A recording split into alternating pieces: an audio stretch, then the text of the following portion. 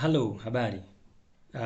Kwa majina naitwa Dr. Mohamed Shororoka, na ni furaha yangu kujumuika nawe leo au kwa wakati huu kukupa kidogo dondoo za ni nini maana ya bawasiri au bawasiri ni kitu gani hasa.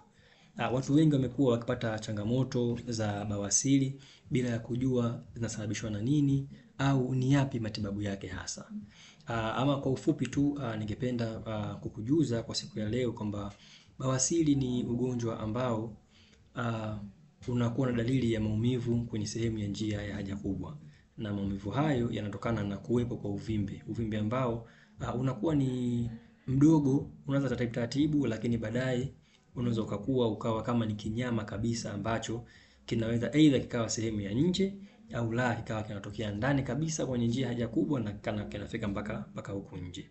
Kwa hiyo kiufupi ni kwamba bawasiri ni aina ya uvimbe ambao unatokea kwenye njia ya haja kubwa, na uvimbe huu hautokei ndani ya siku moja au siku mbili. Hapana, uvimbe huu unakuja baada ya muda fulani kulingana na mtindo wako wa maisha, na sana sana tunaangalia mlo, aina ya mlo ambao unakula, mtindo wako wa unywaji wa maji, lakini pia aina ya kazi ambayo unafanya.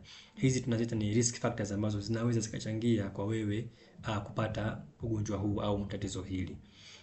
Nini cha kufanya?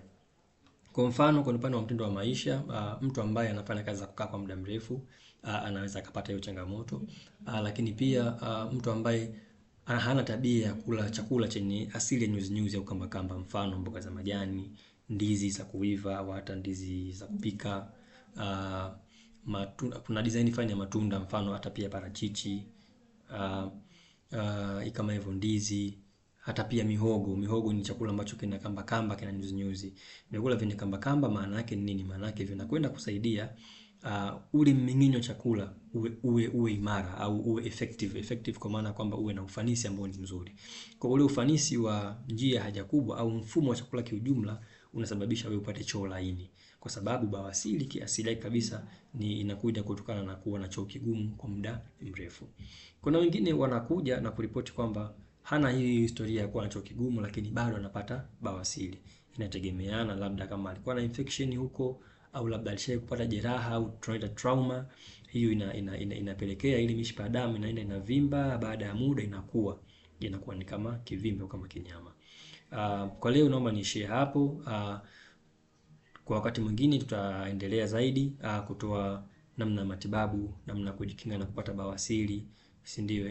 Namna ya kuepuka, maana kinga ni bora kuliko tiba. Kwa namna ya kujikinga usipate huo ugonjwa, lakini pia kwa wale ambao tayari wanao, ni namna gani bora ya kuweza kujitibu. Until next time, thank you.